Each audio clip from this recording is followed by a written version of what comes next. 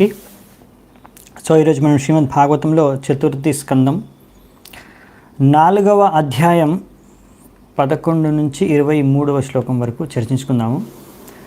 ఇప్పుడు మనం చూస్తాము, అక్కడక సతీ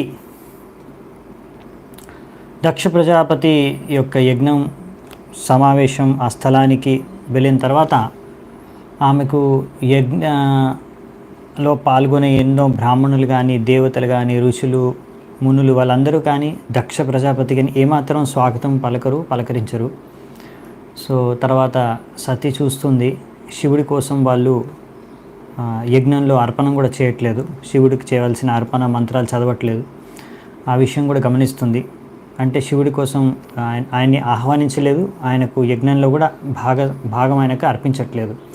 ఆ విషయం తెలుసుకున్న సతీ ఇప్పుడు ఎంతో బాధతో, క్రోధంతో ఇప్పుడు దక్ష ప్రజాపతికి తెలియజేస్తుంది శివుడి యొక్క గొప్పతనం ఏంటో. శివుడు ఎంత గొప్పవాడు, శివుడు ఎంత గొప్ప వైష్ణవుడు, అతను ఎంత పెద్ద అపరాధం చేశాడు అనే విషయాన్ని ఇప్పుడు దక్ష ప్రజాపతికి తెలియజేస్తుంది సతీ. అది ఈరోజు ముఖ్యాంశం. అది చూద్దామంట మనం మంగళాచరణ చేసుకొని. ఓం అజ్ఞానతిమిరాంధస్య జ్ఞానాంజనాశలాకయా చక్షోరన్మిళితం యేన తస్మై శ్రీ గురవే నమః. శ్రీచైతన్యమనోభీష్టం స్థాపితం యేన భూతలే స్వయం రూపః కదా మహ్యం దదాతి స్వపదాంతికం. వందేహం శ్రీగురూన్ శ్రీయుతాపదకమలం శ్రీగురూన్ వైష్ణవాంశ. శ్రీరూపం సాగ్రజాతం సహగణ రఘునాథాన్వితాం తం సజీవం సాద్వైతం సావధూతం పరిజనసహితం కృష్ణచైతన్యదేవం శ్రీరాధా కృష్ణపాదాన్ సహగణ లలితా శ్రీవిశాఖాన్వితాంశ. నమావోం విష్ణుపాదాయ కృష్ణప్రేష్టాయ భూతలే శ్రీమతే భక్తివేదాంత స్వామినితి నామినే. నమస్తే సారస్వతే దేవే గౌరవాణీ ప్రచారిణే నిర్విశేషః శూన్యవాదే పాశ్చాత్యదేశతారిణే. నమో మహావదన్యాయ కృష్ణప్రేమప్రదాయతే కృష్ణాయ కృష్ణచైతన్య నామినే గౌరత్వసే నమః. హే కృష్ణ కరుణా సింధో దీనబంధు జగత్పతే గోపేశ గోపికాకాంత రాధాకాంత నమోస్తుతే. తప్తకాంచన గౌరాంగీ రాధే బృందావనేశ్వరి వృషభానుసుతే దేవి ప్రణమామి హరిప్రియ. నీలాచల నివాసాయ నిత్యాయ పరమాత్మనే బలభద్ర సుభద్రాభ్యాం జగన్నాథాయ తే నమః. వాంఛాకల్పతరుభ్యశ్చ కృపాసింధుభ్యేవ చ పతితానాం పావనేభ్యో వైష్ణవేభ్యో నమో నమః. జయ శ్రీ కృష్ణ చైతన్య ప్రభు నిత్యానంద శ్రీ అద్వైత గదాధర శ్రీవాసాది గౌరభక్తవృంద. హరే కృష్ణ కృష్ణ కృష్ణ హరే హరే, హరే రామ రామ రామ హరే హరే. హరే కృష్ణ.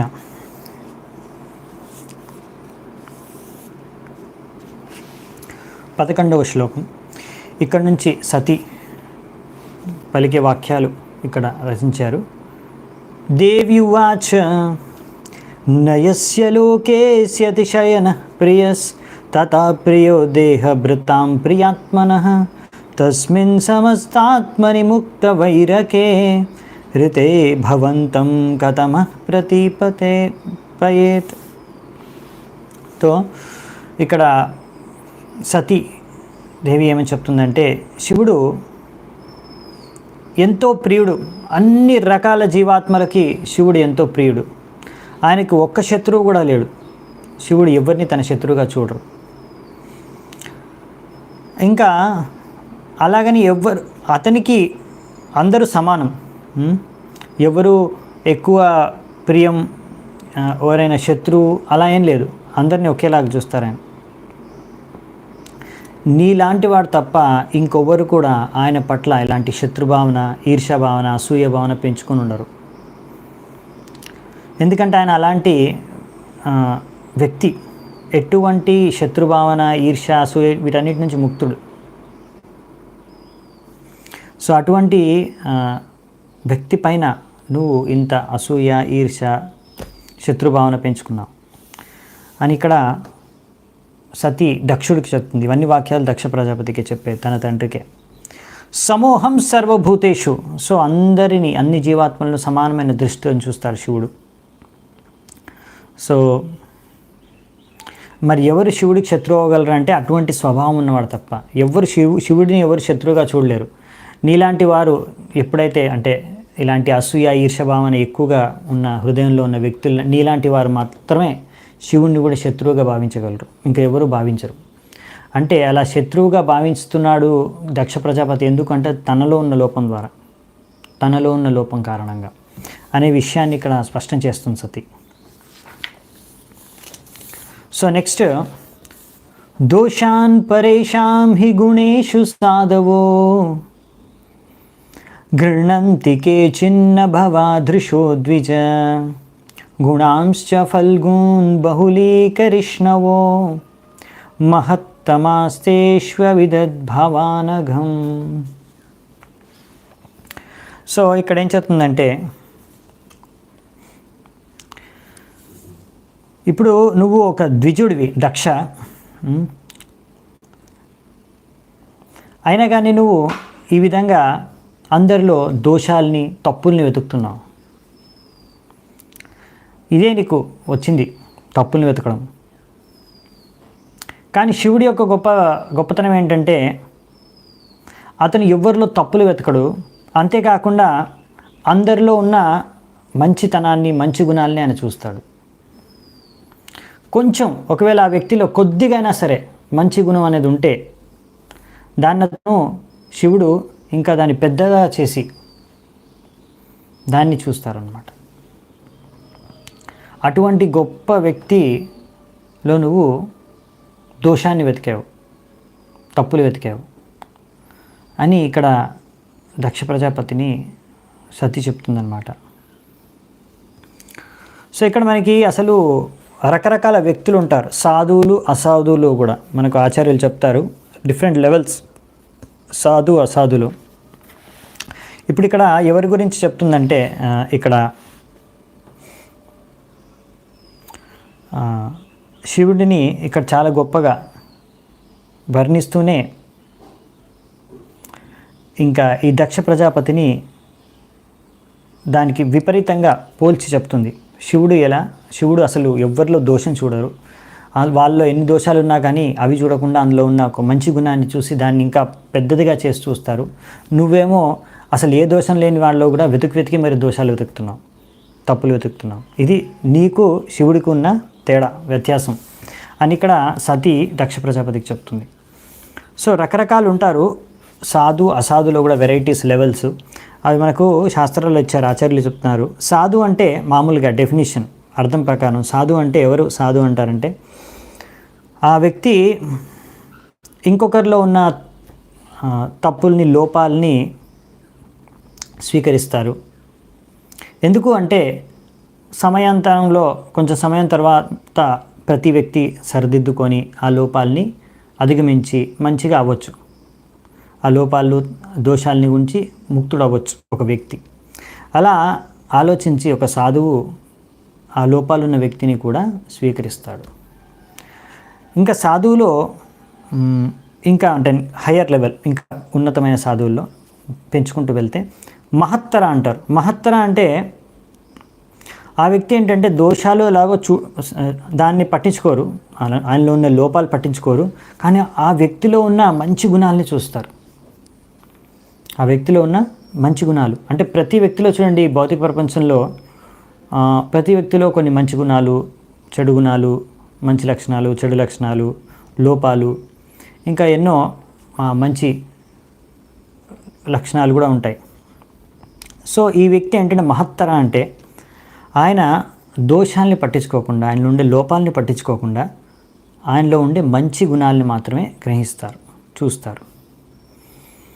మహత్తమ అంటే ఆయన వాళ్ళు కొంచెం మంచి గుణం ఉన్నా సరే వాళ్ళలో ఉన్న దోషాలు చూడకుండా వారిలో ఉన్న కొన్ని మంచి గుణాలు ఉన్నా సరే వాటిని చూసి దాన్ని పెద్దగా చేసి దాన్ని ఇంకా బాగా పెద్దగా చేసి చూస్తారు, చిన్న మంచి గుణం ఉన్నా సరే. అతి మహత్తమ అంటే అసలు వారిలో ఏ మంచి గుణాలు లేకున్నా కానీ వాళ్ళు ఏదో ఒక మంచి గుణాన్ని చూడగలుగుతారు. అంటే చాలా ఆల్మోస్ట్ వాళ్ళలో ఏ మంచి గుణాలు లేకున్నా వాళ్ళు చూడగలుగుతారంట. అది అతి మహత్తమ. సో ఇక్కడ మనకి సతి చెప్తుంది, అంటే దక్ష ప్రజాపతికి మహత్తమ, లాస్ట్ లైన్లో రాశారు కదా, మహత్తమాస్తేష్వ వివద్ భవన్ అగం. నువ్వు అటువంటి మహత్తమ వారిలో నువ్వు దోషాల్ని వెతికావు. అంటే శివుడిని ఇక్కడ మహత్తమతో పోలుస్తుంది శివుణ్ణి. అంటే అందుకే ప్రభుపాద వారు ట్రాన్స్లేట్ చేశారు మహత్తమ అంటే, దాన్ని మనకు అనువాదంలో క్లియర్గా. అంటే ఆ వ్యక్తి మహత్తమ అంటే ఎవరు, వాళ్ళు ఏమైనా చిన్న ఏమైనా దోషాలు ఉంటే పట్టించుకోకుండా కొంచెం మంచి గుణాలు ఉన్న వాటిని పెద్దగా చేసి చూసి అంత గొప్ప వ్యక్తి, అటువంటి మహత్తమ, అటువంటి గొప్ప సాధువు, అటువంటి వ్యక్తిలో నువ్వు దోషాలు వెతికావు అనేసి ఇక్కడ దక్ష ప్రజాపతిని చెప్తుందన్నమాట. సో అలాగే ఇక్కడ దక్ష ప్రజాపతిని ఎలా పోలుస్తుందో దానికి కూడా, అంటే అసాధువుల్లో కూడా రకరకాలు ఉంటారనమాట, డిఫరెంట్ లెవెల్స్. అవి చూద్దామంట. దీనికి ఎగ్జాక్ట్లీ విపరీతంగా ఉంటాయి. ఇప్పుడు 4 లెవెల్స్ చూసాం కదా, సాధు, మహత్తమ, అతి మహత్తమ. అందులో ఇక్కడ మనం చూసాము మహత్తమతో పోల్చింది ఇక్కడ శివుణ్ణి. అలాగే ఇక్కడ దక్ష ప్రజాపతిని అతి అసాధూతమతో పోలుస్తుంది. అతి అసాధూతమ అంటే అది అన్నిటికన్నా అసాధువుల్లో కూడా చరమస్థాయి అన్నమాట, హైయెస్ట్ లెవెల్ ఆఫ్ అసాధు. మామూలుగా అసాధు అంటే ఏంటంటే ఒక వ్యక్తిలో మంచి గుణాలని చూసినా కానీ ఆ వ్యక్తి అనుకుంటాడు, ఉన్నాయిలే మంచి గుణాలు, తర్వాత ఇవే చెడు గుణాలుగా మారిపోవచ్చు, తర్వాత ఇవే దోషాలుగా లోపాలుగా మారిపోవచ్చు అని ఆలోచిస్తారు. అంటే అసాధు కదా, రివర్స్గా ఆలోచిస్తారనమాట. అదే సాధువు అయితే వాళ్ళు లోపాలు ఉన్నా కానీ స్వీకరిస్తారు, తర్వాత మెల్లిమెల్లిగా ఇవన్నీ కూడా మంచి గుణాలుగా పరివర్తన అయిపోతాయి, ఇవన్నీ కూడా అధిగమిస్తాడు ఒక వ్యక్తి అని. అదే వీళ్ళు అసాధు అంటే రివర్స్ ఆలోచిస్తారు, అన్నీ రివర్స్గా ఉంటాయి. ఇప్పుడు మహత్తర గురించి మనం చూసుకున్నప్పుడు దానికి ఆపోజిట్గా అసాధుత్తర అంటే వాళ్ళలో ఎన్ని మంచి లక్షణాలు ఉన్నా అవి పట్టించుకోకుండా వాళ్ళలో ఉండే లోపాలు మాత్రమే చూస్తారనమాట, అసాధుతర. నెక్స్ట్ వచ్చేసి అసాధుతమ అంటే వారిలో ఉన్న చిన్న లోపాలని తీసుకొని దాన్ని పెద్దగా చేసి చూస్తారనమాట. చిన్న లోపం ఉంది ఏదో, కానీ దాన్ని భూతద్దంలో పెట్టి చిన్న మచ్చని పెద్దగా చేసి చూస్తారనమాట. ఇంకా వాళ్ళు ఎన్ని మంచి గుణాలున్నా వాటిని మాత్రం పట్టించుకోరు, లెక్కే చేయరు. అతి అసాధుత్తమ అంటే ఇక్కడ ఈ యొక్క దక్ష ప్రజాపతిని అతి అసాధుత్తమ అని విధంగా ఉల్లేఖిస్తుంది వర్ణన ప్రకారం. అంటే ఏమాత్రం దోషాలు లేవు శివుడిలో, అయినా కానీ నువ్వు దోషాలు ఎతుకుతున్నావు, ఏమాత్రం దోషాలు లేని వ్యక్తిలో దోషాలు ఎతుకుతున్నావు, ఇదనమాట. అంటే ఏమాత్రం దోషాలు లేకున్నా కానీ దోషాలు వెతికి లోపాలు వెతుకుతారు, తప్పులు వెతుకుతారు. ఇటువంటి వారిని అతి అసాధుత్తమ అంటారు. ఏంటి ఇంత వివరంగా చెప్తున్నారు మాకు ఇవన్నీ అనుకుంటున్నారా? ఇది మన కోసం కూడా అన్నమాట. మనం ఏ టైపో గ్రహించుకోవచ్చు కదా, మనం ఏ టైపో తెలుసుకోవడానికి. సో మనం కూడా అలా అట్లీస్ట్ సాధువుల్లో 4 లెవెల్లో ఎక్కడన్నా మనం ఉంటే మంచిది, లేకపోతే అక్కడికి వెళ్ళడానికి ట్రై చేయాలన్నమాట. ఒకవేళ అసాధుతర, అసాధుతమ, అతి అసాధుతమ ఈ 4 కేటగిరీలో ఉంటే మాత్రం తప్పకుండా అది మంచిది కాదు మనకి. చాలామంది అనుకుంటారు, ఏంటి ప్రభుజీ తప్పులు వెతకడం, వాళ్ళ తప్పుంది కాబట్టి నేను ఎత్తి చూపిస్తున్నా అతని మంచి కోసం, అతను బాగుపడతాడని. సో అది నువ్వు ఆయన గురువు అయితే అప్పుడు చెయ్యి అతని బాగు కోసం. నువ్వు అతని గురువు కాకపోతే నువ్వు ఫస్ట్ నీలో ఉన్న తప్పుల్ని ఎత్తుక్కో, అవి సరిదిద్దుకో. చాలామంది నేను చూశాను భక్తులు అనవసరంగా వాళ్ళ సమయాన్ని, ఎంతో అమూల్యమైన సమయాన్ని నష్టం చేస్తారు. పొద్దు నుంచి రాత్రి వరకు ఇదే పని అన్నమాట. వాళ్ళకి ఎవ్వరి బాధ్యత ఈ సేవ ఇవ్వలేదు, కానీ వాళ్ళు స్వయంగా తీసుకుంటారు ఈ సేవని. ఎవ్వరు ఇవ్వకున్నా కానీ ఈ సేవ మాత్రం నేను చూశాను చాలామంది భక్తులు స్వయంగా వాలంటరీగా చేస్తారన్నమాట, చెప్పకుండానే. ఏం సేవ అంటే ప్రతి ఒక్కరూ తప్పులు వెతకడం, ప్రతి ఒక్కరిలో ఏం దోషాలు ఉన్నాయి, ఏం తప్పులు ఉన్నాయి అవి వెతకడం, దాన్ని భూతద్దం పెట్టి చూడడం, దాన్ని ప్రచారం చేయడం. ఎవరు ఇవ్వకున్నా కానీ ఆ సేవను ఎందుకో మరి అంత ఉత్సాహంతో గ్రహిస్తారు. సో ఇటువంటి దానికి మనం జాగ్రత్తగా ఉండాలి. ఇది వాళ్ళలో దేని దోషాలు ఉన్నాయో లేవో మనకు తెలియదు, కానీ ఇలా చేసే మన కార్యం చాలా చాలా చండాలమైన కార్యం అన్నమాట. ఇది మనం ఏ కేటగిరీకి వస్తామో ఇక్కడ మనకి మన ఆచార్యులు సతీదేవి భాగవతంలో తెలియజేస్తున్నారు. సో ఈ విషయం అర్థం చేసుకోవాలి. వేరే వాళ్ళ దోషాలు ఉన్నా లేవో కానీ అది వెతకడం అనేది మన బాధ్యత కాదు, అది మన కార్యం కాదు. సో మనకు ఆ సేవ ఎవరు ఇవ్వలేదు. సో ఆ సేవ మనం అంత రుచిగా అంత ఆసక్తికరంగా తీసుకోవడం అవసరం లేదు. సో మనం అందుకనే ఎప్పుడైనా సరే భక్తుల మధ్యలో ఉన్నప్పుడు వాళ్ళలో ఉన్న మంచి గుణాలని, వాళ్ళు చేసే మంచి కార్యాలని, మంచి సేవల్ని వాటిని గ్రహించాలి. మీరు వాళ్ళలో తప్పులు చూసి దాన్ని వదిలేయలేకపోతే, ఇక్కడ ఏం చెప్పారు, సాధువులు తప్పులు చూసి కూడా పట్టించుకోరు. ఎందుకు అంటే రకరకాల వెరైటీస్ ఉన్నారు. కొంతమంది పట్టించుకోరు, ఇంకొంతమంది అనుకుంటారు సరే తర్వాత ఇవన్నీ అధిగమిస్తారులే భక్తి మార్గంలో ఉన్నారు కనుక. కానీ ఒకవేళ మీరు తట్టుకోలేకపోతున్నారు అనుకోండి, అరే అన్ని తప్పులున్నాయి, ఎలా మనం ఊరికే ఉండేది, అతనిలో ఇన్ని లోపాలు ఉన్నాయి, అతను తెలియజేయాలి, లేకపోతే అతను ఎలా ముందుకెళ్తాడు, మీకు ఆ తపన చాలా ఉందనుకోండి, మీరు అప్పుడు వెళ్ళేసి ఆయన ఒక గురువు, శిక్షా గురువు, దీక్షా గురువుకి, ఆ వ్యక్తి యొక్క అథారిటీకి మీరు వెళ్ళి చెప్పేసి మనశ్శాంతిగా ఉండండి. వాళ్ళు చూసుకుంటారనమాట. అది వాళ్ళ బాధ్యత, వాళ్ళు చూసుకుంటారు. సో మీ బాధ్యత ఏంటంటే వాళ్ళు ఉన్న మంచి గుణాలని చూడడం, దాన్ని చూసి ప్రశంసించండి. అలా ఒక భక్తుడి యొక్క మంచి గుణాలను చూసి ప్రశంసిస్తే మీరు భక్తిలో ఉన్నతి సాధిస్తారనమాట. సో అలా మనము ఎలా భక్తిలో ముందుకెళ్ళాలో ఆలోచించాలి, కానీ పక్కోడు ఎలా భక్తిలో ముందుకెళ్ళాలని అంతగా ఆలోచించాల్సిన అవసరం లేదు, మనకు ఆ బాధ్యత లేకపోతే.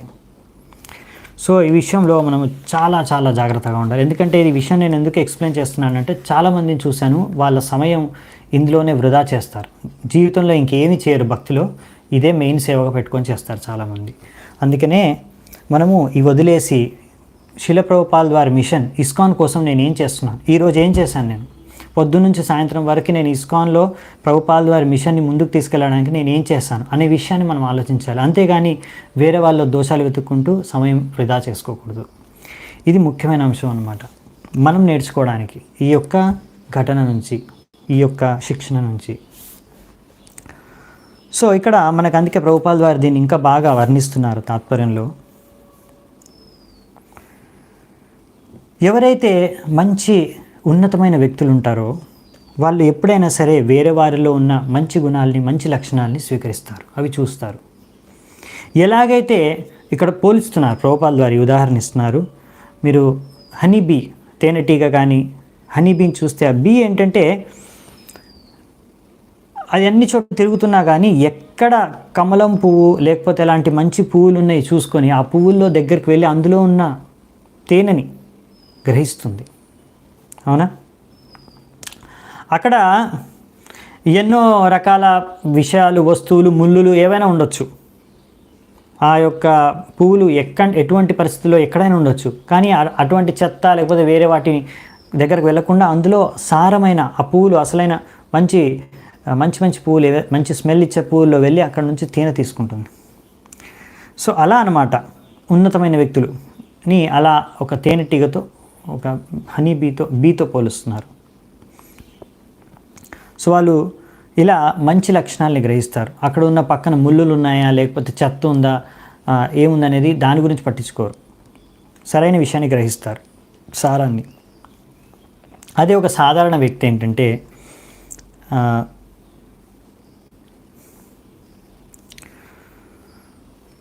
అవి చెడు మంచి రెండు చూస్తారు, రెండింటిని గ్రహిస్తారు మామూలు మనుషులు. సో కానీ ఈ విధంగా అందుకని ప్రభుపాల్ వారు కూడా ఇక్కడ ఇలా మంచి ఉన్నతమైన వ్యక్తుల్లో కూడా, సాధువుల్లో కూడా రకరకాల లెవెల్స్ ఉంటాయని మనకు ప్రభుపాల్ వారు వర్ణించారు. అందులో మంచి వ్యక్తి ఎవరంటే అలా చిన్న మంచి గుణం ఉన్న దాన్ని పెద్దదిగా చేసి చూసేవారు. అలాంటి వారు శివుడు అని ఇక్కడ సతీ చెప్తుంది. అందుకే మనకి ఆచార్యులు ఇది ఆచార్యుల నుంచే ప్రభుపాల్ వారు చెప్పారు. సో అందుకే దీన్ని ఇంకా వివరంగా నేను చర్చించాను ఈ పాయింట్ని. సో దానికి ఇక్కడ మనకి ప్రభుపాల్ వారు ఒక ఉదాహరణ ఇస్తున్నారు. శివుడు ఎలా అంత గొప్ప వ్యక్తి, ఎవరిలో ఉన్న కొంచెం మంచి లక్షణాన్ని చూసి ఆయన సంతృష్టిపడిపోతాడు ఆ వ్యక్తి పట్ల. అందుకంటే చాలామంది అసురులు కూడా శివుడిని పూజిస్తారు. ఆయన వెంటనే వారి యొక్క తపస్సుకి తొందరగానే ప్రసన్నమైపోయి వాళ్ళకి వరాలు ఇచ్చేస్తుంటాడు శివుడు. ఉదాహరణకి ఒకసారి శివుడు అలా ఒక వ్యక్తికి, ఒక అసురుడికి వరం ఇచ్చేశాడు. అతను ఆయన చేతి ఎవరి తలకాయ మీద పెడితే వాళ్ళు భస్మం అయిపోతారని. సో ఆ విధంగా అనమాట శివుడు ఇచ్చేస్తూ ఉంటారు వరాలు.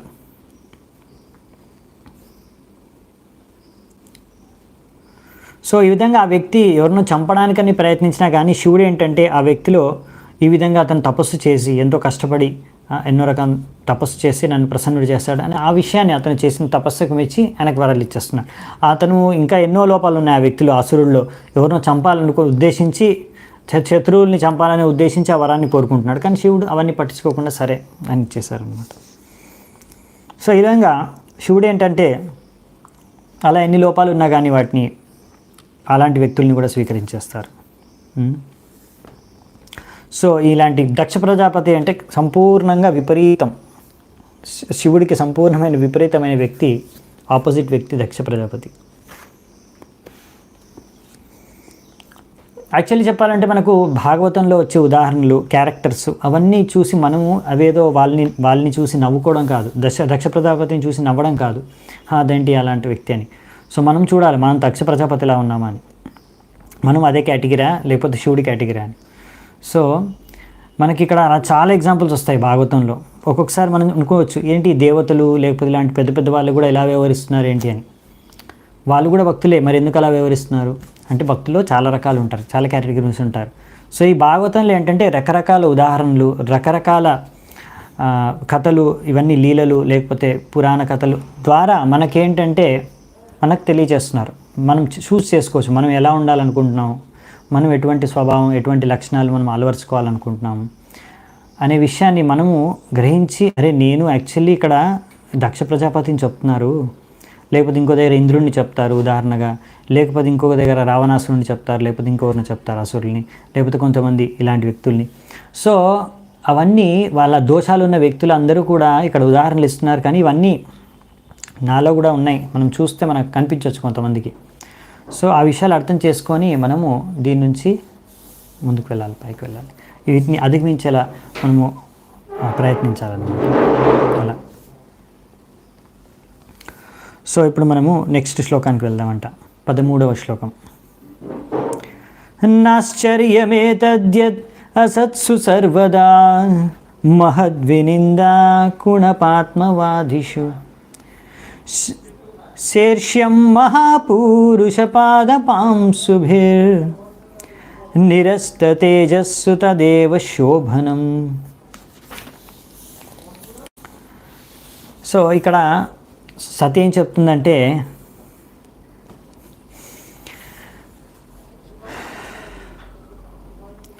నీలాంటి వ్యక్తులు ఎవరైతే శరీరమే సర్వం, ఈ శరీరమే సర్వస్వం అని అనుకునే వ్యక్తులు, ఈ శరీరమే సర్వస్వం అని స్వీకరించే వ్యక్తులు, ఇలాంటి గొప్ప మహోన్నతమైన వ్యక్తులను అవమానపరచడం మీకు సహజమే.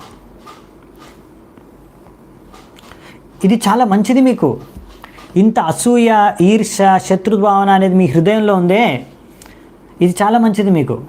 ఎందుకంటే అలాంటి భావనతో మీరు ఇలా అవమానించి, ఇలాంటి గొప్ప గొప్ప వ్యక్తుల్ని అవమానించడం కారణంగా మీరు పతనమైపోతారు.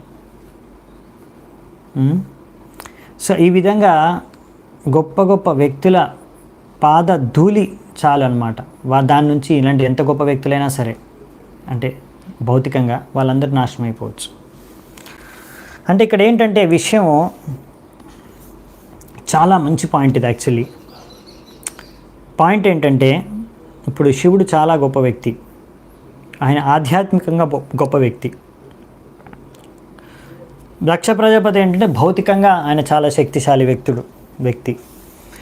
సో ఒకవేళ మామూలుగా ఇట్లాంటి మహాత్ములు, శివుడు వంటి గొప్ప వైష్ణవులు, సాధువుల ద్వారా ఎవరైనా సరే వారి యొక్క పాద రజోభిషేకం, మహీయశాం పాద రజోభిషేకం, అలాంటి గొప్ప భక్తుల యొక్క పాద ధూళిని మనం మన శిరస్సు పైన ఉంచుకుంటే మనం ఎంతో ప్రగతి సాధించవచ్చు భక్తి మార్గంలో. అలాగే అటువంటి వారి పాదాల పట్ల మనము అపరాధాలు చేస్తే ఆ పాదధూళి ప్రభావం ద్వారా మనం పతనమైపోవచ్చు. సో మనం ఎలా వ్యవహరిస్తామో మహాత్ముల వద్ద దాని ప్రకారం మనము ఉన్నతి సాధించవచ్చు ఆధ్యాత్మికంగా, లేకపోతే మనం పతనం అయిపోవచ్చు. అదే ఇక్కడ చెప్తున్నారనమాట. సో ఇదంతా కూడా పాదధూళి చూడండి, మహాత్ముల యొక్క పాదధూళి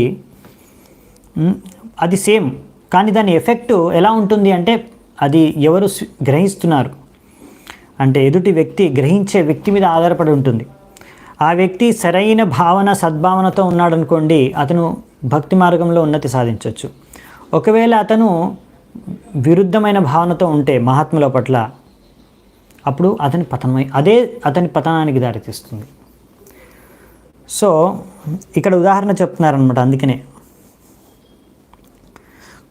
ఇప్పుడు సూర్యుడు యొక్క కిరణాలు పడి కొన్ని కూరగాయలు, పువ్వులు, అన్ని పువ్వులు పరిమళిస్తాయి, అంటే వికసిస్తాయి, కూరగాయలు పండుతాయి బాగా. కానీ అదే సూర్యుడి కిరణాల వల్ల కొన్ని పువ్వులు, కొన్ని కూరగాయలు నశించిపోతాయి. సూర్యుడి కిరణాలు సేమ్, కానీ ఇది ఆ రకమైన కొన్ని రకాల పువ్వుల యొక్క లేకపోతే కూరగాయల యొక్క లక్షణాలు బట్టి అది ఉంటుందన్నమాట, ఎలా ఉంటుంది దాని ప్రభావం అనేది. అందుకనే ఇక్కడ ఎవరు ఆ పాదధూళిని గ్రహిస్తున్నారు, ఎలా గ్రహిస్తున్నారు మీరు? మహాత్ముల యొక్క పాదపద్మాల పట్ల మీరు అపరాధాలు చేస్తున్నారా, సేవ చేస్తున్నారా? సేవ చేసుకుంటే భగవద్ధామానికి వెళ్ళిపోతారు, అపరాధాలు చేస్తే నరకానికి వెళ్తారు. అదే ఇక్కడ చెప్తున్నారనమాట. సో అందుకనే మనము జాగ్రత్తగా ఉండాలన్నమాట. అందుకని గురువు, మహాత్ములు ఏంటంటే వాళ్ళు చాలా జాగ్రత్తగా ఉండాలి. వాళ్ళ దగ్గర మనం ఎప్పుడు కూడా అపరాధాలు చేయకూడదు. లేకపోతే మనలో ఉండే అంతా మొత్తం ఎంత సాధించామో భక్తి అంతా కూడా ఆవిరైపోతుంది. ఆ మహాత్ములు మనను క్షమించవచ్చు, మనం చేసే అపరాధాలని వాళ్ళు క్షమించవచ్చు, కానీ కృష్ణుడు క్షమించడు. అవునా? మీరు ఎప్పుడైనా సరే ఆయన భక్తుల పట్ల ఏదైనా అపరాధం చేస్తే కృష్ణుడు మాత్రం క్షమించడు. ఎలా అంటే మనకు ఒక ఉదాహరణ కూడా ముందు ఒకసారి చూస్తామంటే తర్వాత వస్తుంది మనకు భాగవతంలో. అంబరీష్ మహారాజ్కి దుర్వాసుని ఆయనను చంపేయాలనుకుంటారు, కానీ విష్ణువు యొక్క సుదర్శన చక్ర దుర్వాసముని వదలదు.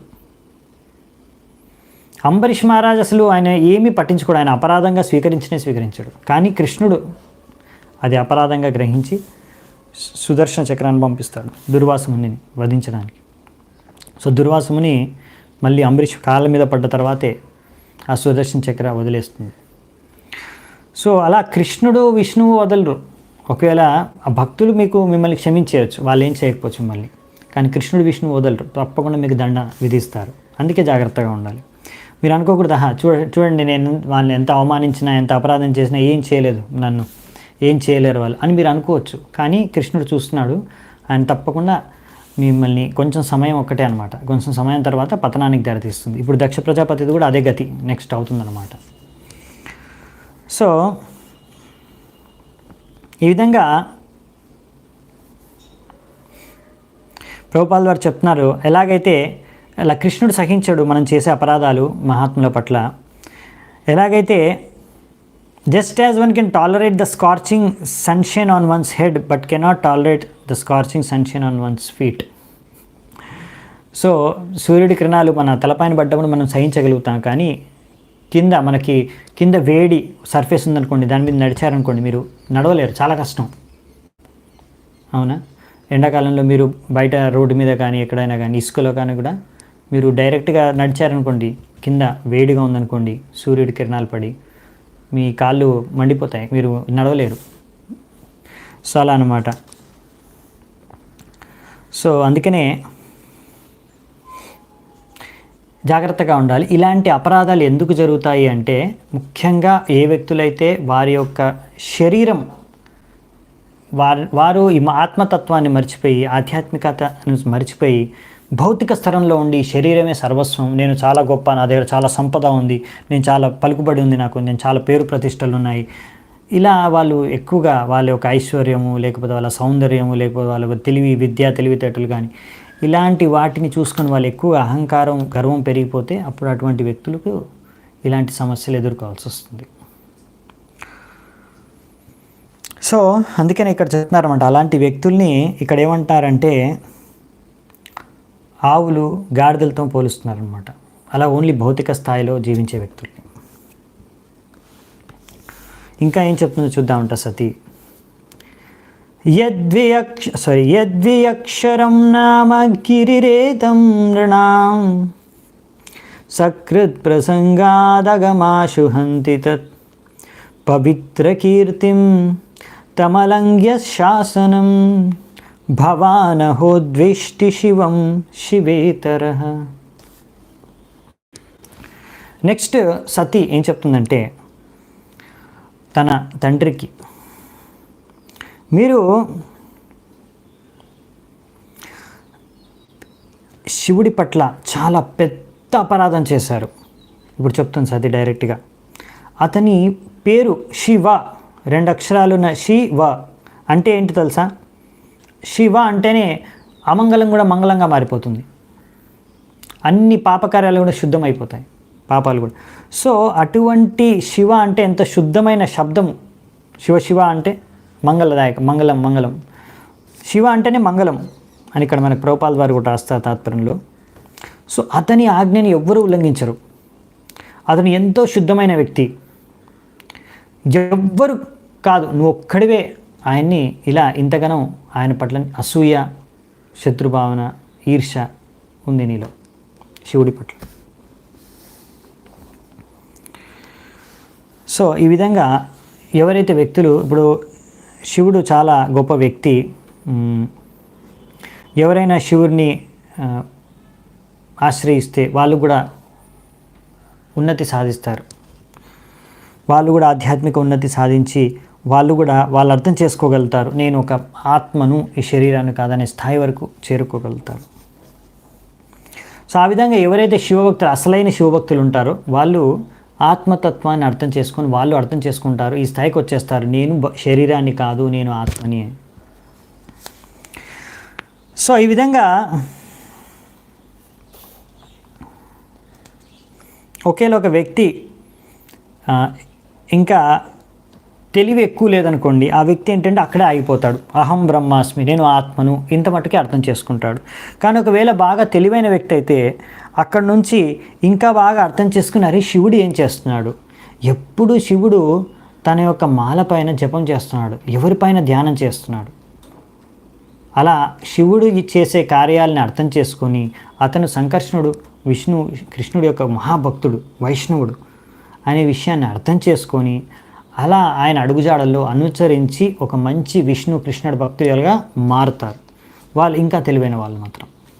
సో ఈ విధంగా అన్నమాట అర్థం చేసుకునే శివుడు ఎప్పుడు వసుదేవ సద్భితం, అవునా, సత్వం విశుద్ధం వసుదేవ శబ్దితం, ఎప్పుడు వసుదేవ చేతన సమాధిలో ఉంటారు. శివుడు స్వయంగా చెప్పాడు ఈ విషయాన్ని కొంచెం తెలివి ఎక్కువ ఉన్న వాళ్ళు అర్థం చేసుకోగలుగుతారు, బుద్ధిమంతులు. శివుడు భక్తులు కూడా ఎవరైతే బుద్ధిమంతులో వాళ్ళు అర్థం చేసుకోగలుగుతారు, అరే శివుడు కూడా ఎప్పుడు విష్ణువు వాసుదేవు పైన ధ్యానం చేస్తున్నారు, ఆయన వాసుదేవు యొక్క భక్తుడు. సో మనం కూడా అలా ఆయన్ని అనుసరించి వాసుదేవ భక్తులు అవ్వాలని కోరుకుంటారు. సో స్వయంగా శివుడే శివపురాణంలో చెప్తారు, అందరికన్నా ఉన్నతమైన భక్తి విష్ణు భక్తి, విష్ణుకి భక్తి చేసుకోవడం అని. సో నెక్స్ట్ శ్లోకం చూద్దామంట.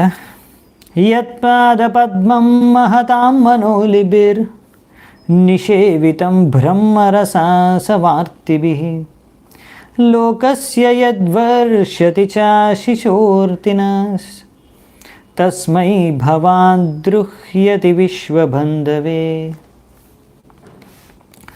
సో ఇక్కడ ఏం చెప్తారంటే, నువ్వు ఎంతో శివుడి పట్ల నీకు అసూయ, ఎందుకంటే ఆయన మొత్తం 3 లోకాలకి అందరికీ ఆయన బంధువు, మిత్రుడు, శ్రేయోభిలాషి. శివుడు ఒక సాధారణ మనిషికి సాధారణ కోరికల్ని కూడా తీరుస్తాడు. తద్వారా and because of their engagement ఎప్పుడు వాళ్ళు శివుడిని ఆరాధించుకుంటూ ఆయన పాదపద్మాలకు సేవ చేసుకోవడం కారణంగా వాళ్ళకి శివుడు ఈ విధంగా అన్ని వరాలు ఇస్తాడు. వాళ్ళ కోరికలు తీరుస్తారు. ఇంకా ఎంత ఉన్నతమైన వ్యక్తులకు కూడా, ఎంతో పెద్ద పెద్ద అంటే తెలివైన వ్యక్తులు, కొంచెం ఆధ్యాత్మిక పథంలో సాధారణ వ్యక్తుల కన్నా కొంచెం ఉన్నతి సాధించిన వాళ్ళు, ఆత్మతత్వం ఆత్మాన్వేషణ చేసుకునే వాళ్ళని కూడా ఎవరైతే బ్రహ్మానంద కోసం ప్రయత్నిస్తున్నారో అటువంటి వారికి కూడా ఆశీర్వదిస్తారు, అనుగ్రహిస్తారు శివుడు అని ఇక్కడ పార్వతి చెప్తుంది, అంటే సతీ చెప్తుంది. సో సతీ చెప్పేది ఏంటంటే, నువ్వు ఎటువంటి వారిపైన నువ్వు అసూయ పెంచుకున్నావు, ఈర్ష్య పెంచుకున్నావు, ఆ వ్యక్తి అందరికీ మిత్రుడు. ఒకవేళ అలా అని ఏదో ఓన్లీ ఆధ్యాత్మిక పదాము ఆశ్రయించే వాళ్ళు కాదు, భౌతికంగా ఉండి భౌతిక కోరికలు కోరుకొని ఆయన్ని ఆశ్రయించినా కానీ వాళ్ళ కోరికలు తీర్చేస్తాడు శివుడు. ఆధ్యాత్మిక కోరికతో బ్రహ్మానందం సంపాదించుకోవాలనే వ్యక్తి శివుడిని ఆశ్రయిస్తే ఆయనకు వాళ్ళకి అలాగే వరం ఇస్తారు, అలాగే వారికి బ్లెస్సింగ్ ఇస్తారు. అటువంటి శివుడు అసలు అంటే ఆయన అందరికీ ఆప్తుడు. అటువంటి శివుడిని ఎలా నువ్వు అసూయించుకున్నావు? సో అందుకనే ఇక్కడ మొత్తం 3 రకాలు చెప్పాలంటే. ఇంకా ఒకటేంటంటే మామూలు సాధారణ మనుషులు ఏవో కోరికలు, భౌతిక కోరికలతో వెళ్ళి శివుడిని ఆరాధించుకుంటారు, పూజ చేసుకుంటారు, వాళ్ళకి శివుడు వాళ్ళ కోరికలు తీర్చేస్తారు, సరిపోయింది. దానికన్నా నెక్స్ట్ కొంచెం ఉన్నతమైన వ్యక్తులు ఎవరైతే బ్రహ్మానందం కోసం ప్రయత్నం చేస్తున్నారు, ఆత్మాన్వేషణ చేస్తూ ఆ బ్రహ్మానందం కోసం ప్రయత్నిస్తున్న వాళ్ళు ఇంకో నెక్స్ట్ లెవెల్. ఇంకా మనం చర్చించుకున్నాం కదా, ఇంకా తెలివైన వాళ్ళు ఎవరంటే ఆ బ్రహ్మానందంతో అర్థం చేసుకొని చేసి అహం బ్రహ్మాస్మి, నేను ఆత్మ అని అర్థం చేసుకోవడం కాకుండా శివుడు ఏం చేస్తున్నాడు, అసలు శివుడు కార్యం ఏంటి, శివుడు చేసే కార్యం ఏంటి, శివుడు ఎవరు, అసలు ఆయన ఎవరిపైన ధ్యానం చేసుకున్నాడు, ఎవరికి భక్తి చేసుకుంటున్నాడు అనే విషయం తెలుసుకొని ఆ విషయాన్ని అర్థం చేసుకుని ఆ విధంగా శివుడిని అనుసరించి భక్తి మార్గాన్ని అనుసరించి విష్ణువుకి కృష్ణుడికి భక్తులుగా మారడం, అలా భక్తులు. సో అందుకే భక్తులు కూడా శివుడిని ఎంతోగానో ఆరాధిస్తారు. వైష్ణవానాం యథాశంభు. సో ఆయన వైష్ణవులు అందరికన్నా సర్వశ్రేష్టమైన వైష్ణవుడు. సో ఆ విధంగా అందరూ కూడా అభక్తులు అంటే కర్మీలు, బ్రహ్మవాదులు, ఇట భక్తులు అందరూ కూడా శివుడిని ఆరాధిస్తారు. అటువంటి శివుడి పైన నువ్వు ఎలా అసూయ పెంచుకోగలిగావు? కిం వా శివాక్యం అశివం న విదుస్త్వదన్యే బ్రహ్మాదయస్తం అవికీర్య జతాశ్మశానే తన్మాల్యభస్మృపాల్య సద్భిషాచైర్ ఏ మూర్ధభిర్దదతి తచ్చరణావసృష్టం. సో ఇప్పుడు ఈ పాయింట్ చాలా బాగుంటుంది.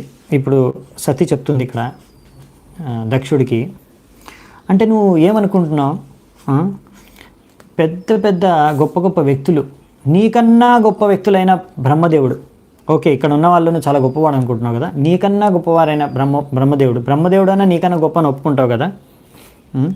సో అటువంటి బ్రహ్మదేవుడు కూడా, అంటే అతనికి బ్రహ్మదేవుడికి ఏం తెలీదా?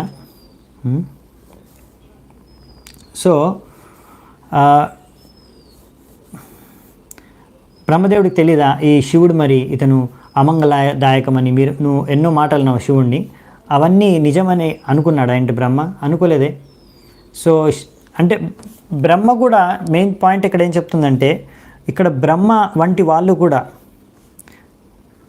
ఇంకా ఎంతోమంది దేవతలు మిగతా వాళ్ళందరూ ఎలాగో ఆరాధిస్తారని చెప్పేశారు ముందే.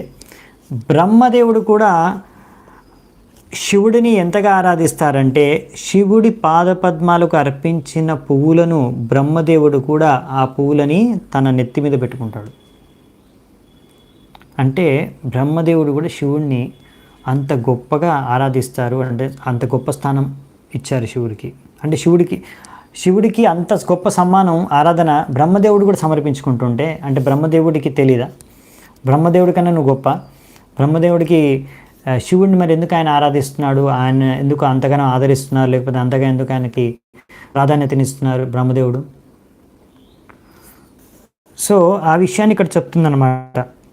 అవును, నువ్వు కరెక్టే చెప్పావు అన్నాడు కదా దక్ష ప్రజాపతి ముందు శివుడిని అవమానించినప్పుడు.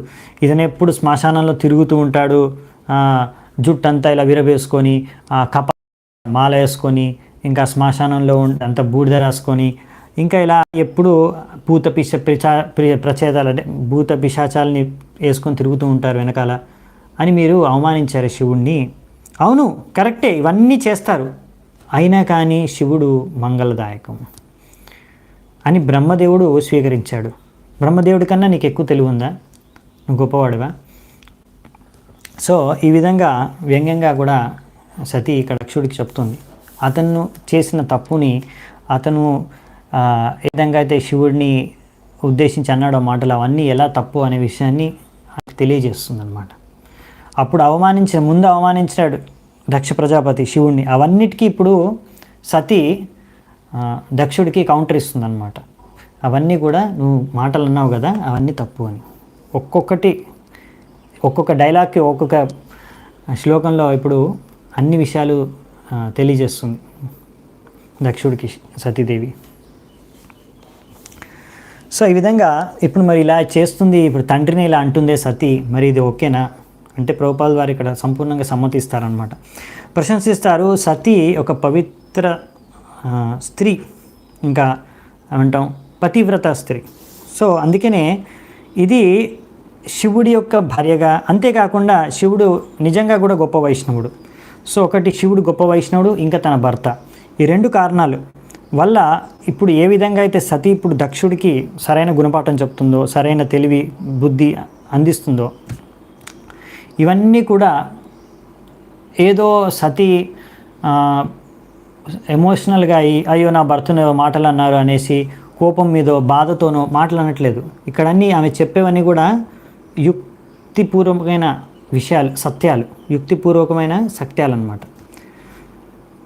అసలైన విషయం సిద్ధాంతం ప్రకారం చెప్తుంది దక్షుడికి.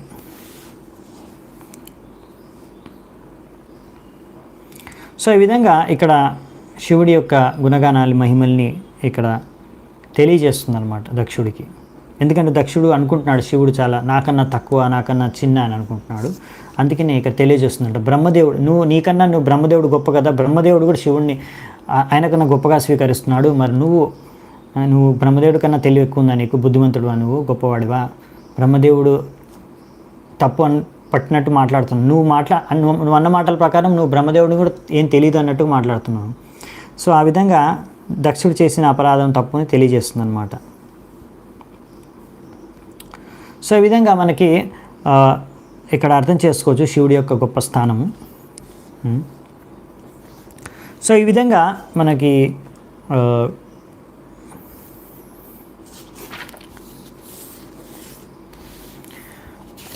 ఒక విషయాన్ని ఇక్కడ తెలియజేస్తారు ప్రభుపాల్ గారు తాత్పర్యంలో, ఎందుకు సతీ అసలు ఈ దక్ష ప్రజాపతి నిర్వహిస్తున్న యజ్ఞానికి ఎందుకు వచ్చింది. ఈ పారాగ్రాఫ్ లాస్ట్ పారాగ్రాఫ్లో రాస్తారు తాత్పర్యంలో ఈ శ్లోకానికి. నేను చూడండి, నేను సొంతంగా చెప్పట్లేదు, ఇక్కడ ఇంగ్లీష్లోనే చదివి మీకు చెప్తాను translate. She did not actually come to our father's house to participate in the function. ఇక్కడ సతీ ఏదో ఈ ఫంక్షన్లో యజ్ఞంలో పాల్గొందామనే ఉద్దేశంతో మా తండ్రి యజ్ఞం చేస్తున్నాడు, నేను పాల్గొంటాను వెళ్తాను అనే ఉద్దేశంతో యాక్చువల్లీ రాలేదు ఇక్కడ Sati. Although before coming she pleaded with her husband that she wanted to see her sisters and mother. ముందు మాత్రం శివుడితో ఏమని చెప్పింది, నేను నా తోబుట్టువుల్ని, నా తల్లిని, నా బంధువుల్ని నేను చూడాలనుకుంటున్నాను, కలుసుకోవాలనుకుంటున్నాను, ఆ యజ్ఞంలో పాల్గొనాలనుకుంటాను, అందరితో కలిసి వెళ్ళాలనుకుంటున్నాను, అందరితో ఇవన్నీ ఆమె చెప్పిందే. ఇవి అసలు కారణం కాదు, జస్ట్ శివుడికి అలా కారణాలు చెప్పింది. ఈ కారణం కోసం నేను వెళ్ళాలనుకుంటున్నాను అని సతీ శివుడికి చెప్పింది, కానీ ఇది అసలైన కారణం కాదు అని ఇక్కడ ప్రభుపాల్ వారు చెప్తున్నారు. అది జస్ట్ ఒక కారణం అంటే ఏమంటాం, ప్లీ అంటే అది ఓన్లీ జస్ట్ అసలైన కారణం కాదు, జస్ట్ చెప్పడానికి ఏదో ఒకటి చెప్పాలి కదా ఎందుకు వెళ్తున్నామని అలా చెప్పడానికి మాత్రం చెప్పింది, కానీ అది అసలైన కారణం కాదు. ఆమె హృదయంలో అసలైన కారణం ఏంటంటే ఎందుకు ఇక్కడికి వచ్చింది సతీ దక్ష ప్రజాపతి చేస్తున్న యజ్ఞానికంటే ఆమె ఉద్దేశం ఆమె యొక్క ఐడియా ఏంటంటే సతీది, ఆమె అనుకుంది నేను ఇక్కడికి వచ్చి ఈ దక్ష ప్రజాపతిని కలిసి ఈ దక్ష ప్రజాపతికి నచ్చచెప్పి అతన్ని ఈ విధంగా శివుడి పట్ల ఇలా అసూయ ఈర్ష భావన పెంచుకొని ఉండడం మంచిది కాదు, శత్రుభావన అనే విషయాన్ని ఆయనకు నచ్చ చెప్దామనే ఉద్దేశంతో వచ్చింది. కానీ అక్కడికి వచ్చిన తర్వాత ఆమెకు అర్థమైపోయింది, ఇంకా నా తండ్రి అంటే నన్ను కూడా శివుడి పట్ల ఆయనకి అసూయ ఈర్ష శత్రుభావన ఏదో ఒకటి ఉంది, ఆయనకు గొడవ ఉంది, కానీ నన్ను కూడా ఈ విధంగా కనీసం నాకు కూడా ఇంకా ఆయనతో సంబంధంతోనే చూస్తున్నాడు, ఇంకా నా సంబంధాన్ని ఆయనకున్న సంబంధం కూడా మర్చిపోయాడు. సో ఇప్పుడు నన్ను కూడా ఆయన ఏమీ పట్టించుకోవట్లేదు, అంటే కూతురులాగా చూడట్లేదు. సో ఆ విధంగా ఇప్పుడు ఆమెకు అర్థమైపోయింది, ఇప్పుడు నా తండ్రిని నేను అనుకున్న నా తండ్రి నాకు అట్లీస్ట్ నేను చెప్పింది వింటాడని, కానీ ఇప్పుడు ఆయన నా తండ్రిగా ఆయన వ్యవహరించట్లేదు. అందుకనే అతనికి ఇప్పుడు చెప్పినా అర్థం చేసుకునే పరిస్థితుల్లో లేడు, అర్థం చేయించలేను, ఇంకా అతన్ని చెప్పలేను, నేను ఇంకా నా తండ్రికి చెప్పలేను అనే విషయాన్ని ఆమె అర్థం చేసుకుంది. అందుకే ఇప్పుడు ఆమె డైరెక్ట్గా దక్షుణ్ణి ఈ విధంగా ఖండిస్తూ ఆయన చేసే యజ్ఞాన్ని, ఆయనలో ఉన్న లోపాలన్నీ ఎత్తి చూపించి ఆయన చేసే తప్పులన్నీ అపరాధాలన్నీ కూడా ఆమె క్లియర్గా తెలియజేస్తుంది ఆయనకి. దీని తర్వాత మనం చూస్తాము, తర్వాత ఆమె శరీరాన్ని త్యాగం చేస్తుంది. అది ఎందుకు అనేది కూడా మనం రేపు ఇంకా వస్తాయి ముందు శ్లోకాల్లో, అప్పుడు చూద్దామంట. కర్ణౌ పీడాయ నిరయాయద కల్పయిషే ధర్మావితార్ అశ్రునిభిర్నిభిరస్యమానే చింద్యాత్ ప్రసహ్యరుషతీమసతీం ప్రభుశ్చేజ్ జిహ్వామసూనపి తతో విసృజేత్ సధర్మ. సతీ ఇంకేం చెప్తుందంటే, ఇప్పుడు చెప్తుందన్నమాట డైరెక్ట్గా, ఇప్పుడు నెక్స్ట్ ఆమె ఏం చేయబోతుంది అని. ఒకవేళ ఒక వ్యక్తి ఇలాంటి అయోగ్యమైన వ్యక్తి, అంటే ఇప్పుడు దక్ష ప్రజాపతి అటువంటి వాళ్ళు ఎవరైనా సరే, ఎవరైతే ఈ యొక్క ధర్మానికి, అంటే ఈశ్వరుడు, ఇప్పుడు ఇక్కడ శివుడు కూడా ఈశ్వరుడు, ఇలా శివుడిని నిందించినప్పుడు ఇలాంటి వ్యక్తుల్ని ఎవరైతే ధర్మాన్ని పాలిస్తూ ధర్మాన్ని అనుసరిస్తున్నారో అటువంటి ధర్మాత్ముల్ని ఎవరైతే ఇలాంటి వాళ్ళు నిందిస్తే అప్పుడు ఒక వ్యక్తి ఏం చేయాలి? ఒక వ్యక్తి ఏం చేయాలంటే, one should block his ears, వాళ్ళ చెవుల్ని రెండు కూడా మూసేసుకొని అక్కడి నుంచి వెళ్ళిపోవాలి. ఒకవేళ ఆ వ్యక్తిని దండించలేకపోతే, శిక్షించలేకపోతే అక్కడి నుంచి వెళ్ళిపోవాలి, చెవులు మూసుకొని అక్కడి నుంచి వెళ్ళిపోవాలి. ఒకవేళ అతన్ని మనము వధించగలిగితే వెంటనే ఆ వ్యక్తిని వధించేసేయాలి. అతని నాలుకని కోసేసి అతన్ని వధించి తర్వాత ఆ వ్యక్తి కూడా ప్రాణాలు వదిలేసేయాలి. సో ఈ విధంగా సతీ చెప్తుందన్నమాట. సో ఈ విధంగా సతీ చెప్పేది ఏంటంటే, నేనేదో నిన్ను, అంటే ఇప్పుడు దక్ష ప్రజాపతి తండ్రిని కూడా ఇలా అనేస్తుంది కూతురు అని కాదు పాయింట్. ఇక్కడ ఏంటంటే ఆయన చేసిన తప్పులు ఆయన చెప్పేసింది, ఎందుకంటే అది చెప్పడం ఆమె కర్తవ్యం. ఇంకా దాని తర్వాత అది ఆమె తన భర్త వైష్ణవుడి పట్ల అపరాధం చేస్తుంటే అలా కూర్చొని అంటే వినేసి అలా ఉండకూడదు, అది కూడా పెద్ద అపరాధం. సో అందుకే ఆమె ఇక్కడ చెప్తుందనమాట, అందుకే నువ్వు చేసిన అపరాధం, నువ్వు చేసిన అవమానం అంతా సహించాను, సో యాక్చువల్లీ సహించకూడదు, అందుకనే వాక్యాలు చెప్పి ఇప్పుడు ఏం చేయాలి అసలు ఒక వ్యక్తి అని కూడా చెప్తుందనమాట. సో మనకి ప్రభుపాదుల వారు ఇంకా క్లియర్గా చెప్తున్నారు ఏంటంటే, మనం ఎప్పుడైనా సరే ఎవరైనా సరే వైష్ణవుల్ని కానీ భగవంతుడిని కానీ నిందిస్తే మనము అలా దాన్ని విని అక్కడ మనం కూడా ఎంజాయ్ చేసుకుంటూ కూర్చోకూడదు అనమాట. ఒకవేళ ఒక వ్యక్తి బ్రాహ్మణుడైతే ఆ వ్యక్తి ఏం చేయాలంటే వెంటనే శరీరాన్ని త్యాగం చేయకూడదంట. ఆ వ్యక్తి ఏం చేయాలంటే, ఎందుకంటే శరీరాన్ని త్యాగం చేస్తే మనం ఒక బ్రాహ్మణుడి హత్య చేసిన పాపం మనకు తగులుతుంది, అంటే మనం ఒకవేళ బ్రాహ్మణుడై ఆత్మహత్య చేసుకుంటే. అందుకనే బ్రాహ్మణుడిగా మనం ఉంటే మాత్రం, ఒకవేళ మనం బ్రాహ్మణులు అయితే మాత్రం అటువంటి సమయంలో మనం ఎప్పుడు శరీరం త్యాగం చేయకూడదు, వెంటనే మన రెండు చెవులు పూసుకొని అక్కడి నుంచి వెళ్ళిపోవాలి. ఒకవేళ క్షత్రియుడైతే వ్యక్తి, సో ఆ క్షత్రుడు అయి ఉంటే మాత్రం క్షత్రియుడికి దండించే అధికారం ఉంది. సో వెంటనే ఆ వ్యక్తి ఏం చేయాలంటే, ఇలా ఎవరైతే వ్యక్తులు ఇలా అనుచితమైన శబ్దాలతో అవమానిస్తే, నిందిస్తే, సాధువుల్ని కానీ వైష్ణవుల్ని కానీ భగవంతుడిని కానీ, వెంటనే ఆ వ్యక్తిని అక్కడే అతనికి మరణదండ విధించాలి, చంపేసేయాలి ఆ వ్యక్తిని అక్కడే. సో ఆ వ్యక్తి క్షత్రియుడైతే అక్కడికక్కడే ఆయన నాలుక కోసేసి చంపేసేయాలంట. ఒకవేళ వైశ్య శూద్రులు అయితే మాత్రం వాళ్ళ శరీరాన్ని త్యాగం చేసేయాలంట. సో మనకి భగవద్గీతలో అంటారు కదా, స్త్రీయో వైశ్యస్తథా శూద్ర. సో స్త్రీలని కూడా వైశ్య మరియు శూద్రులతో సమానంగానే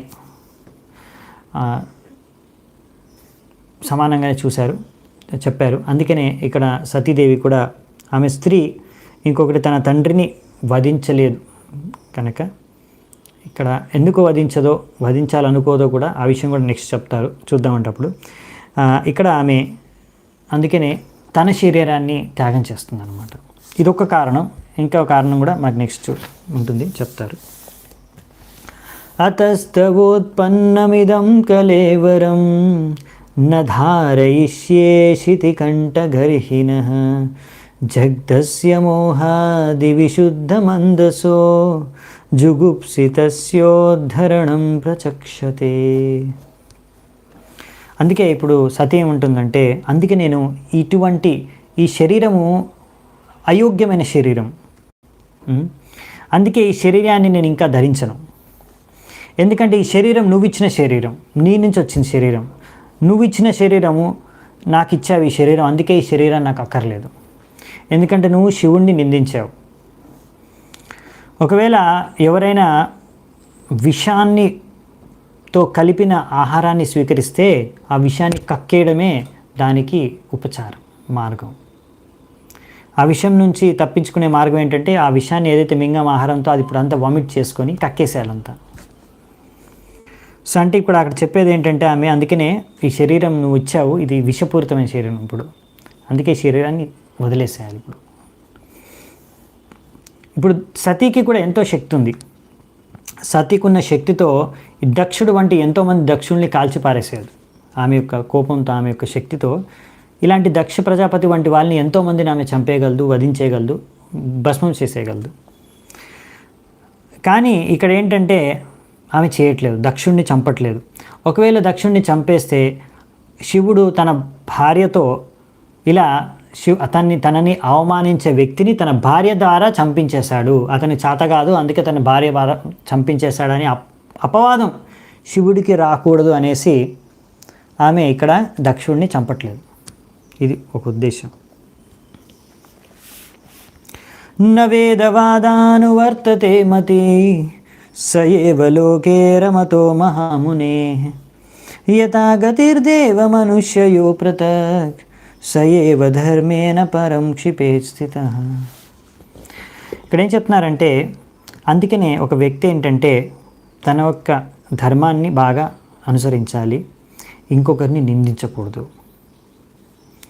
ఇంకొక విషయం సది ఇక్కడ ఏం చెప్తుందంటే దక్షుడికి, ఎవరైతే చాలా ఉన్నత స్థాయిలో, ఆధ్యాత్మిక స్థాయిలో, అంటే పరమ స్థాయిలో, పరమహంస స్థాయి, అంటే వాళ్ళు ఎవరైతే భౌతిక స్థాయిలో లేరు, ఆధ్యాత్మిక స్థాయిలో ఉండేవాళ్ళు. శివుడు చెప్పాడు కదా, సతికి చెప్పాడు శివుడు ముందే కారణం, ఎందుకు నేను నించోలేదు దక్షుడు వచ్చినప్పుడు, ఎందుకంటే నేను వసుదేవు పైన నిరంతరం ధ్యానం చేస్తూ సమాధి అవస్థలో ఉన్నాను, అందుకనే నాకు నించునే అవసరం లేదు, నాకు నించోకున్నా కానీ నాకు దోషమేం లేదు, నా తప్పేం లేదు అని. సో అదే విషయాన్ని ఇక్కడ సతి చెప్తుందనమాట దక్షుడికి. దక్షుడు అనుకోవచ్చు, అరే అతను నించోలేదు కదా, అతను చేసింది తప్పు కదా అని, చిన్నదో పెద్దదో అని అనుకోవచ్చు కదా. అందుకే ఇప్పుడు మళ్ళీ క్లియర్ చేస్తుంది. ఇప్పటివరకు దక్షుడు చేసిన తప్పుల గురించి చెప్పేసింది, ఆయన చేసిన అపరాధము, నింద అంతా కూడా. ఇప్పుడు శివుడు చేసిన తప్పు కాదు అనే విషయాన్ని కూడా క్లారిఫై చేస్తుంది సతి. శివుడు అంటే ఇప్పుడు ఆయన లాంటి వాళ్ళు ఎంతో ఉన్నతమైన ఆధ్యాత్మిక స్థితిలో ఉన్నారు. వాళ్ళకి ఇటువంటి మీరు చేసే నియమాలు, నించోవడం, కూర్చోవడం, ఇవన్నీ వేదిక ఇంకా రెగ్యులేషన్స్ ఉంటాయి, రకరకాల నియమాలు వేదాల్లో ఇచ్చేవి, అవన్నీ కూడా వాళ్ళకి వర్తించవు, అన్నీ వాళ్ళు పాటించే అవసరం లేదు. ఎలాగైతే సాధారణ మనిషికి దేవతలకి వ్యత్యాసం ఉందో, సాధారణ మనుషులు నేలపైన నడుచుకుంటూ వెళ్ళగలుగుతారు, వాళ్ళు గాల్లో ఎగురుకుంటూ వెళ్ళలేరు కదా. అది దేవతలు వాళ్ళు గాల్లో ఎగురుకుంటూ వెళ్ళొచ్చు, వాళ్ళకి నడిచి వెళ్ళాల్సిన అవసరం లేదు. అలాగే ఎలాగైతే దేవతలు ఆకాశ మార్గంలో వెళ్ళొచ్చు, కానీ మనుషులు మాత్రం నడుచుకునే వెళ్ళాలో, అలాగే సాధారణ మనుషులు చేసే అన్ని రకాల రిచువల్స్, వేదిక కర్మకాండ యజ్ఞాలు కానీ, లేకపోతే ఇటువంటి ఆచారాలు కూడా పాటించడం అనేది ఇటువంటి ఉన్నత స్థాయిలో ఉన్న ఆధ్యాత్మిక పురుషులకి, వ్యక్తులకి అవసరం లేదు. అంటే శివుడి స్థానం ఎంత ఉన్నతమైందంటే ఆయన ఇవన్నీ ఫార్మాలిటీస్ చేయాల్సిన అవసరం లేదు ఆయనకి. సో ఈ విషయాన్ని కూడా క్లియర్గా చెప్పేస్తుంది అనమాట సతి. సో మనము అందుకనే ఇక్కడ అర్థం చేసుకోవాల్సింది ఏంటంటే శివుడు ఉన్నతమైన స్థాయిలో ఉన్నాడు. అందుకని ఆయన చేసిన కార్యాలని మనము శివుడిని పూజించిన, ఆరాధించిన వ్యక్తులకు కూడా చెప్తున్నారు ప్రభుపాల్ వారు, శివుడు చేసే కార్యాలను అనుకరించకూడదు, అంటే ఇమిటేట్ చేయకూడదు, నకలు చేయకూడదు అన్నమాట. అలా శివుడు చేసే కార్యాన్ని చేయడానికి ట్రై చేస్తే అది తప్పు అన్నమాట. ఎందుకంటే అది కుదరదు. ఎందుకంటే మనకి ఇది ముందు కూడా ఈ యొక్క ఉదాహరణ ప్రభుపాల్ వారు చాలా దగ్గరలు ఇస్తారు, ఇక్కడ మళ్ళీ ఇచ్చారు. ఎవరైతే సూర్యుడిలాగా లేకపోతే అగ్నిలాగా ఎంతో శక్తివంతమైన వ్యక్తులు ఉంటారు కదా, వాళ్ళు ఏంటంటే వాళ్ళకి శుద్ధం అంటే ఏముండదు, అన్నిటినీ శుద్ధపరిచేస్తారు. అవునా? ఎలాగైతే ఇప్పుడు సూర్యుడు ఎక్కడైనా పడితే, కిరణాలు పడితే అక్కడ అశుద్ధ స్థలం కూడా శుద్ధంగా మారిపోతుంది. అక్కడ ఎన్నో బ్యాక్టీరియా ఇంకా రకరకాల ఇన్ఫెక్షన్స్ స్ప్రెడ్ చేసే ఆర్గానిజమ్స్ ఉండొచ్చు, కానీ సూర్యుడి కిరణాలు పడితే అవన్నీ కూడా చచ్చిపోతాయి, క్లీన్ అయిపోతాయి. సూర్యుడికి ఆ ఇన్ఫెక్షన్ తగలదు, కోవిడ్ ఇన్ఫెక్షన్ తగలదు. కానీ అది మనం వెళ్తే అక్కడ మనకు ఆ బ్యాక్టీరియల్ ఇన్ఫెక్షన్, కోవిడ్ ఇన్ఫెక్షన్, ఏ రోగాలు వచ్చేస్తాయి అలాంటి అశుద్ధ స్థలం నుంచి మనం వెళ్తే, ప్రయాణిస్తే. కానీ శివుడు ప్రయాణిస్తే దానిపైన కిరణాలు పడితే శివుడికి ఏం రోగాలు రావు, అక్కడున్న రోగాలన్నీ కూడా వెళ్ళిపోతాయి. ఎవరికైనా రావాల్సిన రోగాలు కూడా వెళ్ళిపోతాయి అక్కడ నుంచి వెళ్ళే వ్యక్తులకు కూడా సూర్యుడి కిరణాలు పడితే శుద్ధమైపోతుంది ఆ ప్లేస్. సో సూర్యుడు ఎంత పవర్ఫుల్ అనమాట. ఆయన ఎవరు అశుద్ధం అంటే అలాంటి ప్లేసెస్ ఆయన అశుద్ధం చేయలేవు. అలాగే అంటే ఉన్నతమైన ఎంతో పవర్ఫుల్ వ్యక్తుల్లో ఏంటంటే ఇలాంటివి ఏవి కూడా వాళ్ళని ప్రభావితం చేయలేవు, అశుద్ధం చేయలేవు. ఇదే సిద్ధాంతం మనం కృష్ణుడికి కూడా ఉపయోగిస్తాము. అది ఇంకోసారి మనం చర్చించుకున్నాం ముందు. ఓకే, సో నెక్స్ట్, కర్మ ప్రవృత్తం చ నివృత్తం అప్యరతం వేదే వివిచ్యోభ్యలింగం ఆశ్రితం విరోధి తద్యౌగపదైక కర్తరి ద్వయం తథా బ్రహ్మని కర్మ నర్చతి. సో వేదాల్లో 2 రకాల మార్గాలు ఇచ్చారు, ప్రవృత్తి మార్గం, నివృత్తి మార్గం. ఎందుకంటే రకరకాల వ్యక్తులు ఉంటారు. ప్రవృత్తి మార్గం అంటే వాళ్ళు ఏంటంటే భౌతిక సుఖం పట్ల ఆసక్తి, తద్వారా ఏంటంటే వాళ్ళకి చెప్పారు, సరే మీరు భౌతిక భోగించి తర్వాత మెల్లిగా మీరు ముక్తి సాధించాలి, ముందుకు వెళ్ళాలనుకుంటున్నారా, సరే మీరు ఇలా ధర్మ అర్థ కామ మోక్షం ద్వారా మీరు ఎన్నో రకాల కార్యాలు చేసుకుంటూ మీరు కొన్ని భోగించుకుంటూ ఈ విధంగా నియమ నిబంధనలతో మీరు భోగిస్తూ ముందుకు వెళ్ళి మెల్లిమెల్లిగా దీని నుంచి మీరు భోగవృత్తి తర్వాత మెల్లిగా మోక్షం వైపు ప్రయాణించవచ్చు. ఇంకొకటి ఏంటంటే నివృత్తి మార్గం. నివృత్తి మార్గం ఏంటంటే వాళ్ళు సంపూర్ణంగా భౌతికంగా ఆసక్తి లేకుండా ఆసక్తిని వదిలేసి వాళ్ళు ఆధ్యాత్మిక మార్గాన్ని అనుసరించడానికి ప్రయత్నిస్తారు. సో ఇలా 2 రకాల కార్యాలు ఉంటాయి, 2 రకాల మనుషులు ఉంటారు కనుక సో రెండిటికి 2 రకాలు ఉంటాయి. కానీ ఎవరైనా అలా రెండిటిని ఒక వ్యక్తిలో చూడాలనుకుంటే అది మూర్ఖత్వం. ఇంకొకటి ఏంటంటే ఎవరైతే అంటే శివుడి గురించి చెప్తుంది, ఏ వ్యక్తి అయితే రెండిటికి అతీతం, భౌతికానికి అతీతంగా ఉన్నారు వ్యక్తి, ఆల్రెడీ ఆధ్యాత్మికత స్థితి ఉన్నాడు, ఈ 2 కార్యాలు కూడా చేయాల్సిన అవసరం లేదు ఆ వ్యక్తికి. అంటే ఇక్కడ ఉంటాయి కదా వేదిక రెగ్యులేషన్స్, రూల్స్, నించోవాలి, కూర్చోవాలి, ఇలా ఆచరించాలి, అలా ఇవన్నీ వాళ్ళకి సంబంధం లేదు అసలు. ఇలాంటి నియమాలు నిబంధనలు వాళ్ళకి అవసరం లేదు పాటించడం, ఎందుకంటే వాళ్ళు ఉన్నతమైన ఆధ్యాత్మిక స్థాయిలో ఉన్నారు కాబట్టి ఆల్రెడీ. సో అవన్నీ వీటన్నిటి కూడా నెగ్లెక్ట్ చేయొచ్చు అని రాస్తారు ఇక్కడ. ఇంకా ఉదాహరణకు చెప్తున్నారు మనకి, ఒకటి ఏంటంటే అలా ఒక మార్గాన్ని అనుసరించే వాళ్ళు ఇంకొక మార్గాన్ని అనుసరించాలని కోరుకోకూడదు, అది విరుద్ధం. అంటే ఎలాగంటే ఒక గృహస్థుడు ఉన్నాడు అనుకోండి, అతను సన్యాసిలాగా వ్యవహరించాలని కోరుకోవడం మూర్ఖత్వం. అలాగే సన్యాసిని గృహస్థులాగా వ్యవహరించాలంటే మూర్ఖత్వం అది కూడా. ఓకే, సో ఇంకా వర్ణాశ్రమం ఆల్రెడీ దాటేసి పరమాంశ స్థాయిలో ఉన్నారు శివుడు, అటువంటి వారికి ఈ గృహస్థ సన్యాసి ఏ ధర్మాన్ని పాటించే అవసరం లేదు. సో ఆ విషయాన్ని ఇక్కడ సతి తెలియజేస్తుంది అన్నమాట. మావ పదవ్య పిత్రస్మదాస్థిత యా యజ్ఞశాలాసు న ధూమవర్త్మభిః తదన్న తృప్తైరసుభృద్భిరీడిత అవ్యక్తలింగ అవధూత సేవితా. సో నెక్స్ట్ ఏం చెప్తుందంటే ఇక్కడ సతి, నా ప్రియమైన తండ్రి,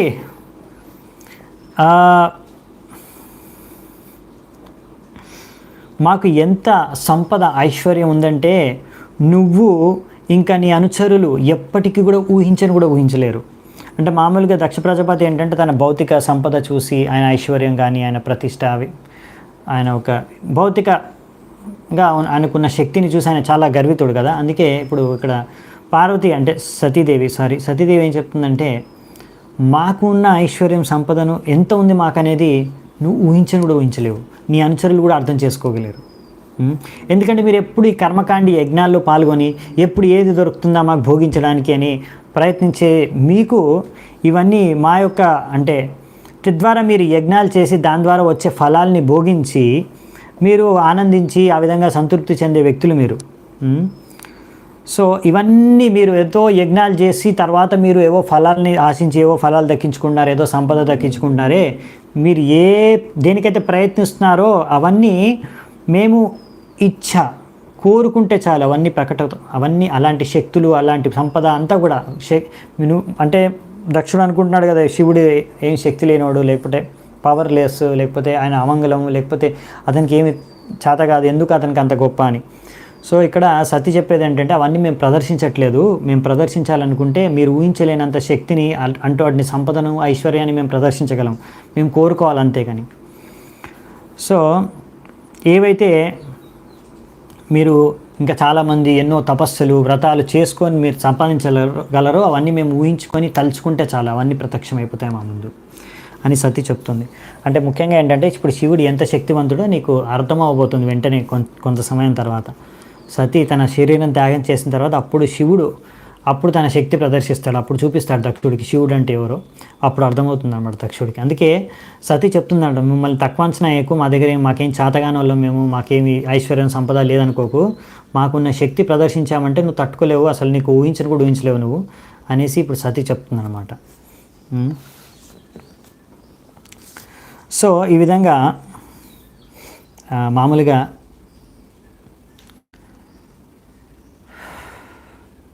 శివుడు యొక్క ఎవరైతే శివుడిని ఆరాధిస్తారో, చాలామంది శివుడిని ఆరాధించే వాళ్ళు ఎంతో ఐశ్వర్యవంతులు ఉంటారు. ఇంకా చెప్పాలంటే విష్ణువుని కృష్ణుని ఆరాధించే వాళ్ళకన్నా కూడా చాలాసార్లు శివుడిని పార్వతిని శివుడిని దుర్గాదేవిని ఆరాధించే వాళ్ళు ఇంకా ఎక్కువ డబ్బున్న వాళ్ళు కూడా కావచ్చు.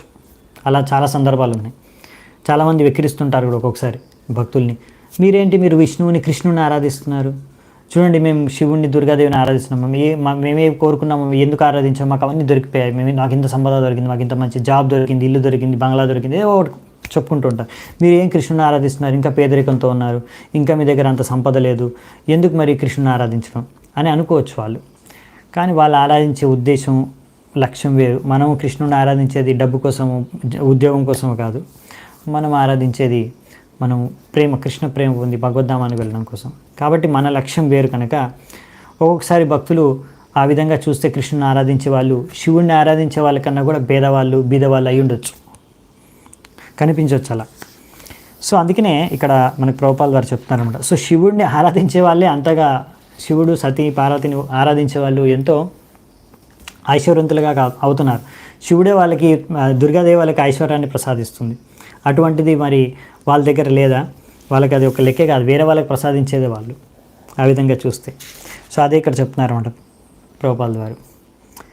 సో నైతేన దేహేన హరే కృతాగసో దేహోద్భవేనాలమలం కుజన్మన వ్రీడామమాభూత్ కుజన ప్రసంగత తజ్జన్మ దిగ్యో మహతామవద్యకృత్.